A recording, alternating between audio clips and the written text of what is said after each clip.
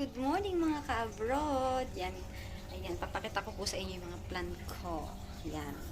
Una po dito, yan. Ito ang aking mga sile. Wala pa siyang bunga, pero ang gaganda ng mga dahon niya. Then, ito ang aking patubo pa ng kamatis. Yan, mga baby pa lang sila. Then, ito ay red beans. Yan. Red beans po yan. Yan. Nag-ano siya, umaakyat siya. Kaya nilagyan ko po siya ng alambre. Then, ito po ay aking, actually, ito ay pang 5 batch na ng tanim ko ng oregano dahil kinakat ko sila. Tapos, kasi yung sanga niya is nagba-brown na siya sa baba. So, kailangan natin siyang maging healthy. So, binibigyan ko din yung mga friend ko pag may nangihingi. Pinipilas ko lang sila, ganyan. At gamot po yan sa ubo.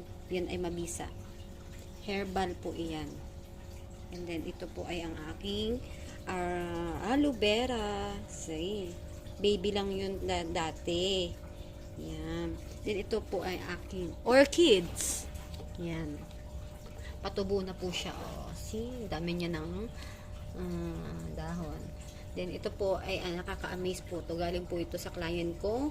Patay na po yan. So, binuhay ko lang. So, look how healthy it is. And then, this one, napulot ko lang to siya. Baby pa siya dati. Maliit pa lang. So, nalagaan ko siya. Then, yan, nag-grow siya.